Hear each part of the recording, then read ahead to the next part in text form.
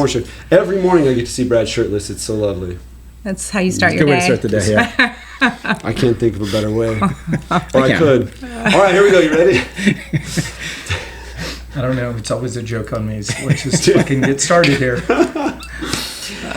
Hey, welcome. This is the latest episode of the Newport Current. We are live here on our flagship store in Newport Beach. We have a couple of really special guests with us today. Let's get this party started. Brad, good morning. Thank you, Matthew. Good morning, and super stoked to have our guest here. Yeah. So much about our community, so much about Newport, as we always share, is really about this baseline as far as health is concerned. Yep. And I know that that's been a common recurring theme, but today we're joined by a dear friend of mine, Chris Holbrook, and his beautiful wife, Amy Holbrook, as well. And they've taken a little bit of time out to meet with us and share in their vision, share their thoughts on a potential collaborative effort in some way, shape, or form. Cool. We'll kind of get into the details about that. Cool. But yeah, super stoked to have them. And so without further ado, without any pressure, maybe Chris,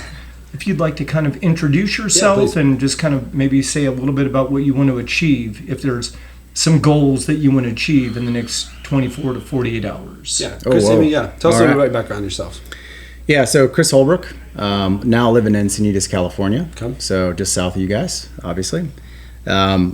Things I want to achieve in the next 24, 48 hours. Honestly, I think...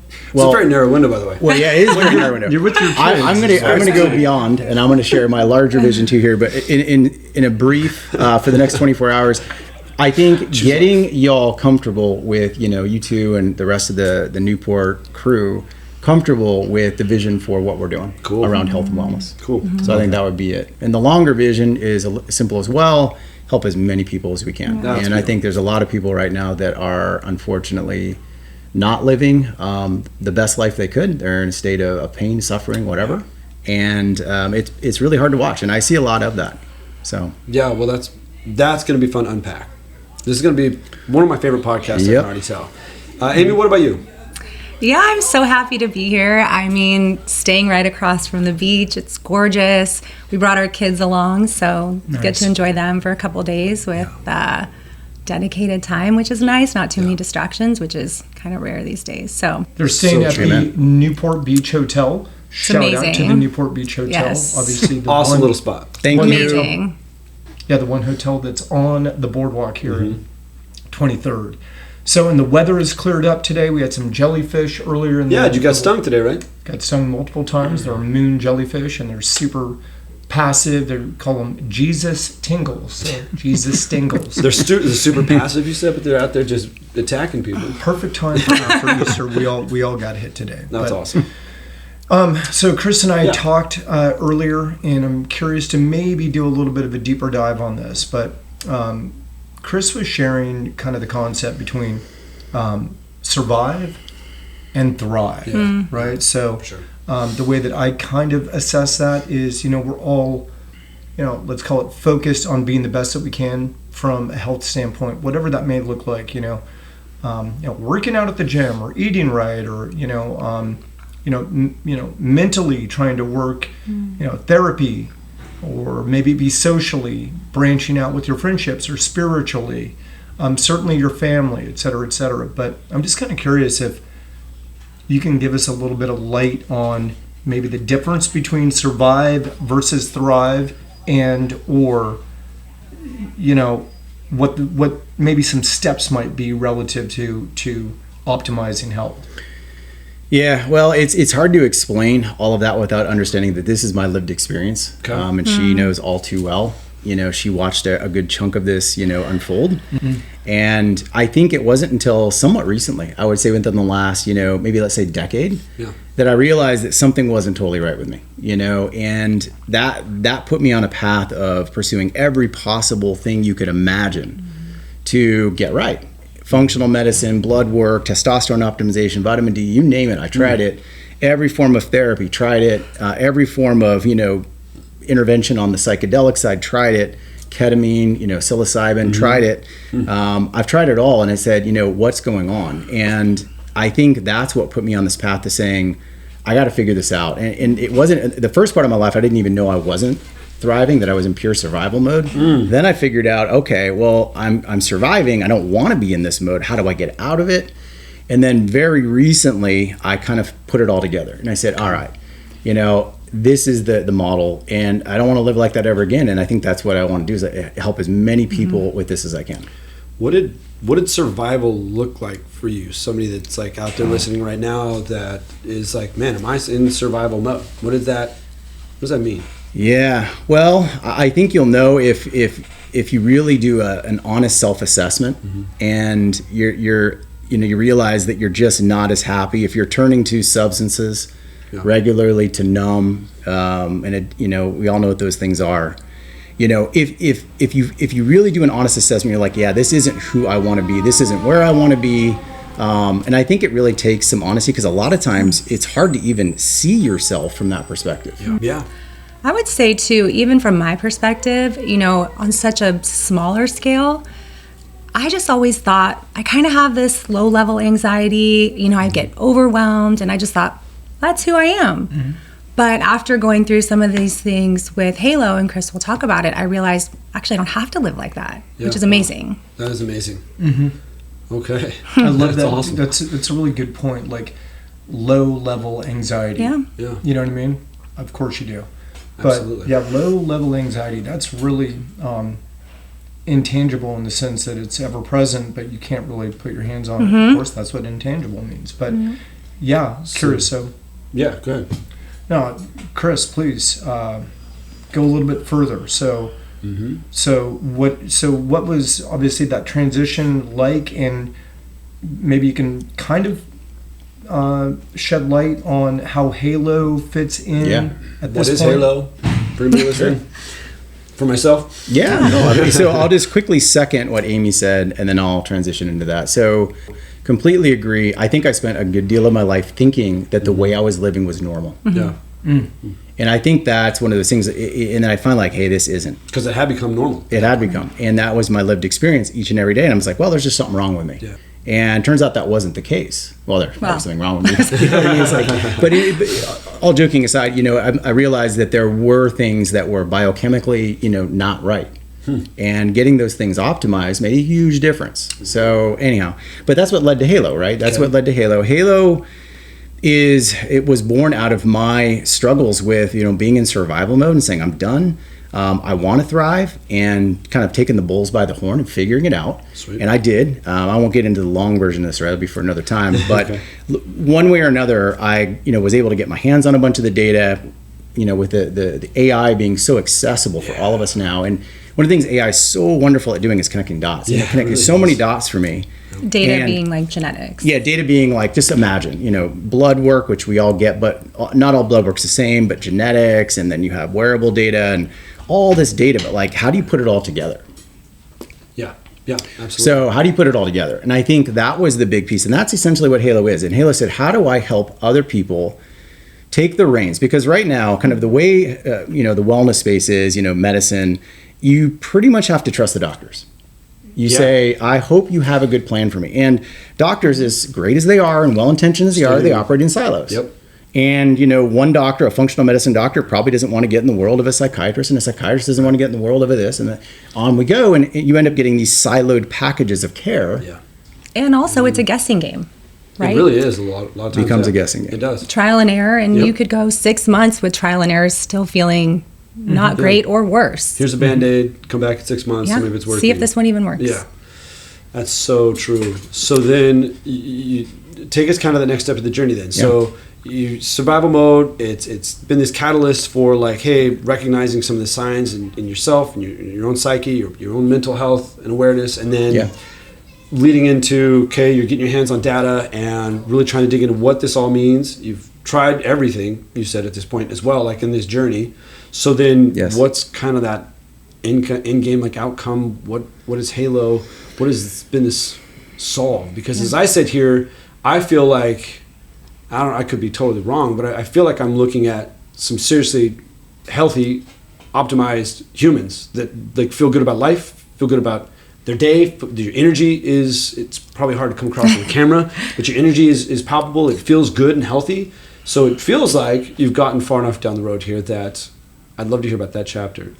Yeah. So going back to kind of what is Halo in a nutshell, I think people need to have a seat at the table in their health journey. Yes. And I think right now, kind of back to what I said a moment ago, is I think too much trust is being given to doctors to take good care of us. And what Amy said, too much of this is guesswork. Yep. You know, too much guesswork with, here, try this antidepressant. Oh, that didn't work, try this antidepressant. Oh, that didn't work, try this antidepressant. That should not be happening in 2026. So Halo is an intelligence layer around your health. It connects all the dots and allows you to interact with your data so that now you can go to your care team, your functional medicine doctor, your psychiatrist, your psychologist, whomever, and you can help guide your care plan with them. That's cool. So you can have a seat at the table. That's a very, very, well-researched, objective, data-based, set of data that you can say, here's the path. I think I want to try. What do you think? That's cool. As opposed to just trusting. Yeah. So one of the things that came up for me through this process of finding out how my body's wired is that my methylation, which I'm still understanding the full terms, but, was really off. And it was a simple fix with some methylated B vitamins and a couple other supplements. And I'm like, wow, I can stay calm when my daughter's screaming at me. I'm not as overwhelmed. Yeah. And it all of a sudden, these things started to change. And it was just one day that I realized it. So some of them are very simple fixes. You just need to know the information. Did you guys ever feel...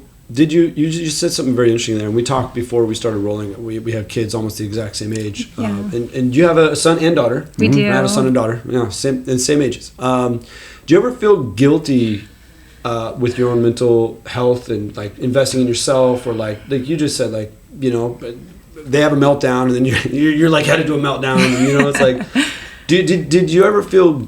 Did that spike the anxiety as well, just as a parent? And did that add to things, and you find that now in this journey you have some better balance with that?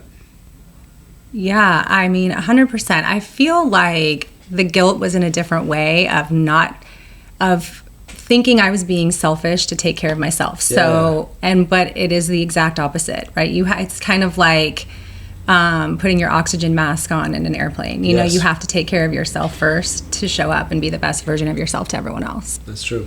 I feel the same way. Yeah. Yeah, I'd say the one thing to add to what Amy said, this whole process for me has made me so compassionate for what everyone else is going through. And it's completely changed the way I think and look at people's problems, whether they be mental dysregulation, whether they be physical, whether they be addiction, whether they be fill in the blank. I'm completely kind of reframed now around. I just want to be able to help them out. You know what I mean? It's like, so with regards to the kids specifically, when they're having meltdowns, I'm like, I get it. There's some dysregulation there. Yeah. I got dysregulation. I know exactly what's going on with me, and it's like, bummer, and just want to say, gosh, I just wish I could help more, but I don't have the same reaction back. Yeah. Which has been such a neat change for me. I imagine. I mean, that analogy of, if you bump into somebody that got a full cup of water, what comes out of the cup, water, right? Like whatever is in that cup is what's going to be given back. And I think that's so important too. I mean, I talk to a lot of other parents, and there is a lot of that out there, just mental anguish, anxiety. We're all always, as a parent, wondering if we're doing a good job or doing it right. We'll find out in 20 years. Right, exactly. And there's a lot of guilt in wanting to take care of yourself. Yeah. I was just going to mention the word dysregulation. That's a good word. Yep. I mean, it's like, on the outside, you're basically doing what you need to be doing. You're responsible, but on the inside, you're not what people really think, right? So, to experience and to truly feel like love, for example, right? To be able to give love and to be able to receive love, and not trying to get too philosophical here, but like, if you're dysregulated, can you really experience like that emotion, like love, for example? But through the efforts of Halo, being able to infuse their efforts, their technology, their guidance, their experience, a community like ours, Newport, will soon, hopefully, be able to be invited into that opportunity. So with that being said, not trying to sound like a pitch because this is an exploratory conversation, but like, what is the next step for someone like myself, right? Yeah. For someone like myself, or for someone like Matthew, Yeah. or maybe there's a small group of people that we'd like to expose Halo to. Yeah, Sure. What does that look like?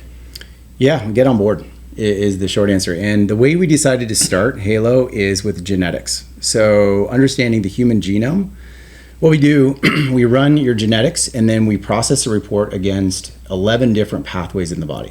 Cool. So everything from things that are, I know they're complicated, called methylation, which is a very important biochemical process in the body, but things that you would understand, like detoxification, like how do we get the bad stuff broken down and out? Yeah. Inflammation, how do we respond to threats? Big response, that can turn into autoimmune, right?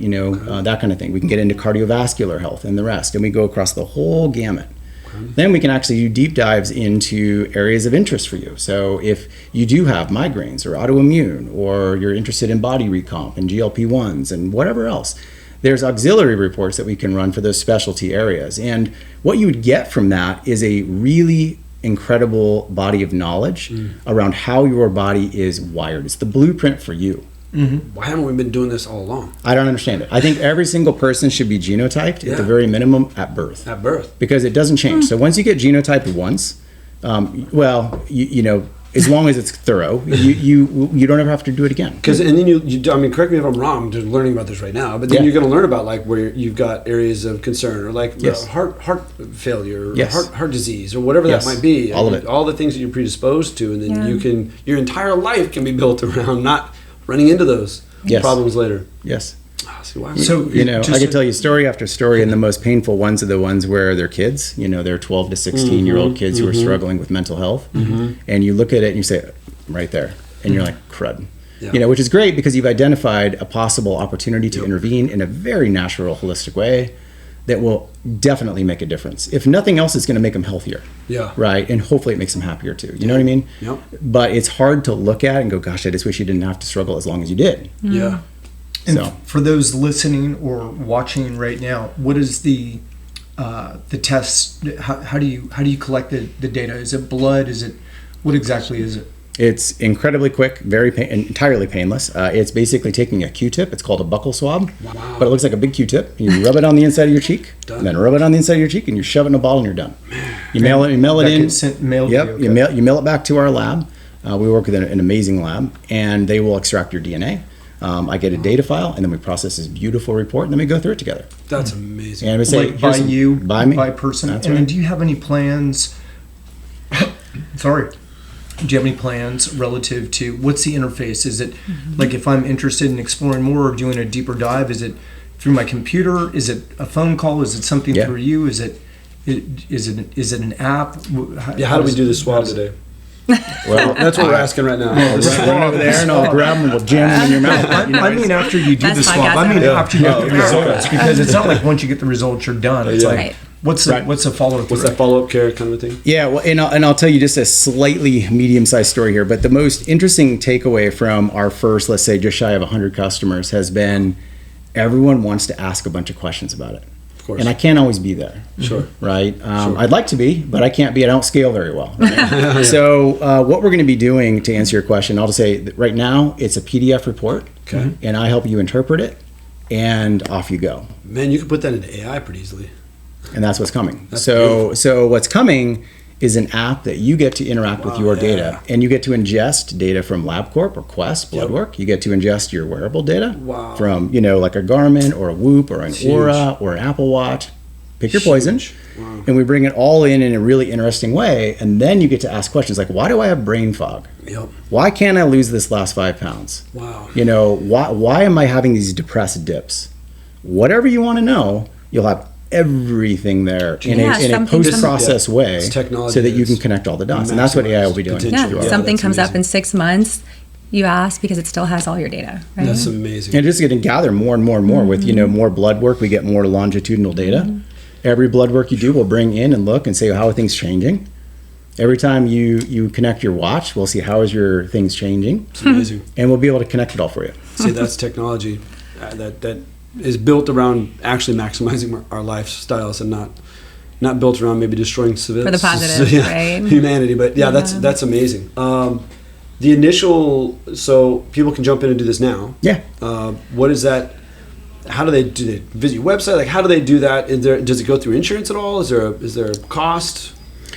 It does not right now go through insurance. It's HSA, FSA approved, so you can use those accounts. Yeah, that's But awesome. right now, you just go to the website, pick your poison. So there's two options.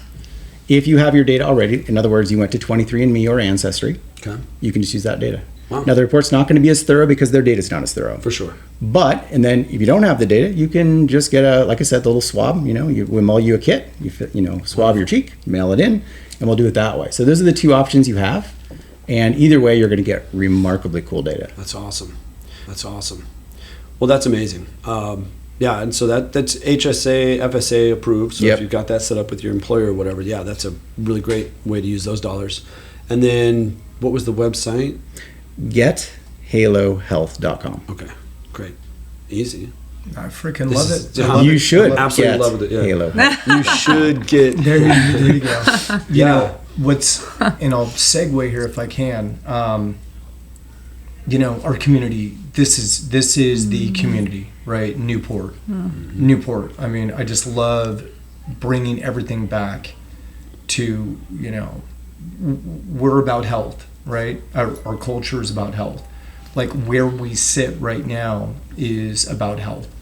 I would love to think that there's a profound way in which we can expose, not only through content capture and through podcasts, but having you both more infused, integrated within the community. And I know, Amy, I'm going to shift over to you a little bit for this conversation, but we do have what I would consider an amazing opportunity in working with the Newport Beach Hotel. Something that we were kind of going back and forth with earlier was we think of like social clubs like Soho House, right? That's kind of, and I'm going to lean into what you were saying, but if you take the social aspect and integrate that with health and be able to try and create a beacon for a community, that would be insane. So maybe share with us a little bit as far as maybe how you would envision that. And I'm talking about, I'm going to use the Newport Beach Hotel because it is, as far as like location, geolocation, the fact that we have 85,000 residents and 9 million people that walk by that hotel. And I know that you guys are staying there. Shout out to the Newport Beach Hotel again. Thank you. Love it. But how would that kind of look or feel? Is that even possible? Yes, absolutely. It's the perfect spot. And to me, Newport, Soho House meets Health Span is just, I light up when I think about it. Yeah. You have this exclusive community and you're surrounding them with an environment that's all about health, right? You've got quiet spaces, whether it is a sound bath, a meditation, a private room if someone just wants to get a little work done. We'll have an iPad with Halo information if people want to enhance their health in certain ways. You'll have an exercise, some kind of fitness class, some light refreshments, you picture yourself walking in out of the beach, you've got an ice cold towel with eucalyptus, you're refreshed, you see some friends you haven't, you sit down, you have a fresh juice, a light snack. And then maybe on Saturdays it's a little bit more involved. You have one of the best restaurants come cater lunch, and maybe you bring your partner, and it's a little bit more of a social, but it's exclusive. Yeah.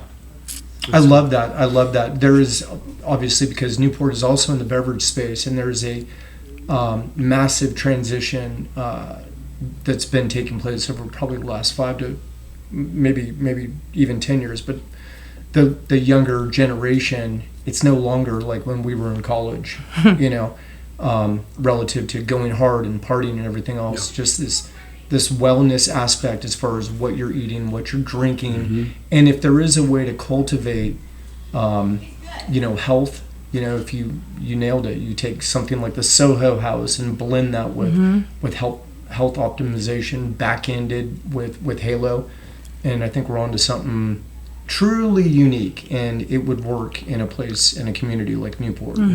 Chris, thoughts? Yeah, a couple. Couple interesting ones. So, one of the cool experiences that you shared with me this morning was just a walk to the gym, which was awesome. And, it was a walk to the gym.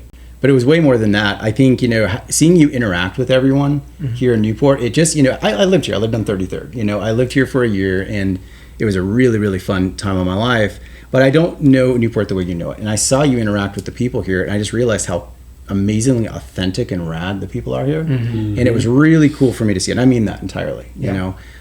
The other thing, kind of building on that, continuing what Amy said, is that, oftentimes I'll talk with people, about their results, and it could be anything. Sometimes they'll send me blood work, but mostly genetics at this point. But they'll send me stuff, and I'll always finish say, hey, look, you cannot, supplement your way out of bad lifestyle. You can't, you can't pill, powder, potion, and lotion your way out of, not doing the basic right things. And I think what I'm hearing is that you're creating an environment that is really holistically healthy. Yep.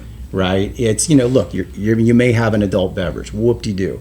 But at the end of the day, you're going to be really thinking about all the aspects of health and wellness, in addition to some of these interventions that we may suggest. But if you're not doing the basics, you're not eating right, you're not working out, you're not moving your body, you're not getting sun exposure, you're not hydrating, it doesn't matter how many supplements you take. And the social aspect, too, is really important. Yeah, it is. Connection, right? Connection, exactly. Well, So, it all kind of comes together. That was awesome. It all kind of comes together. That's cool. It does. That was great. That was my question. Yeah, that was my last question. Like, what is that? The words of wisdom for people kind of starting this journey, and you just crushed that. Is there anything else to add? I mean, that was amazing. Yeah. I was just going to mention that. My apologies for interrupting while you're in stream of thought, but I really believe having a physical landmark location to be able to evangelize. I agree. And, connect is important. So. Yeah, please. I agree. I know that you've only got 24 to 48 hours to accomplish all your goals. I envision like a wellness lounge with these ancillary spaces, right? Like a wellness lounge with these ancillary spaces. And then you have, occasional special engagements. Sure. Yeah. Well, this flagship, obviously being used for events as is, to be able to have insightful, stimulating conversations, just furthers, the tightness of this community, of course. Yeah. So I just feel like having physical space to be able to connect. I was not bullish on the physical space until my visit here. Oh, okay. I have kind of poo-pooed the idea. That's we French. have kids. Yes. The idea, and I think kind of experience. Well, this experience, and it's probably the reason why, Brad, you wanted me to have this experience, is because it's definitely opened my eyes to quite a few things. One, the social club aspect, which I'm actually really digging, Cool. Two, physical space makes it does having, like, you're right, it's having home base. It does make a lot of sense. So it's my opinions are dramatically changing. This is good. Yeah, in real time. Just from a branding standpoint, all within 24 hours. For the 9 million, what do you do the next 24? 9 million people that are walking through the boardwalk, if they can see, and impressed upon them, our efforts, our opportunity with Newport and Halo. I mean, it's just going to take. They just have to come in and have 30 seconds of what Halo is and where it's headed, and that's it. I mean, anybody that wants to not jump in on that and maximize their life, I just can't even imagine somebody deciding not to do that. It's a small price to pay for a lifetime of insights. Absolutely. Yep. Well said. Let's end it there. Okay. I mean, we can just double check. Like, anything else we haven't talked about that you would want to share with the world. Just our gratitude. Thank you for having us. Oh, Thank you. Absolutely. Thank you both very much. This is rad. Yeah, this was really wonderful. And I love that question. Is there anything that you'd like to share with the world? Yes, but probably not appropriate. With the entire world. The world is yours right here. Absolutely. Did you have anything else? No. Okay. No, I'm good. Thank you both very Okay, much. cool. Thank you. Yeah, this is awesome. Guys. I mean, I'm going to be jumping in. I'm going to do it. So, stay tuned. I've already tested the waters, and I'm can't be helped. full force. And yeah, they've found out that Your PDF was blank. I had to send him to the FBI. It was mandated. my PDF is just white paper. He's a superhero. Yeah, thank you, Matthew. I got you, Doug. No podcast ends well without something. Well, hopefully you like this content. Be sure to like, share, comment, follow for more. Join us for the next episode here in the store. We'll be bringing that to you soon. Thank you so much for staying tuned. That's Thank it. you. Peace. See you guys.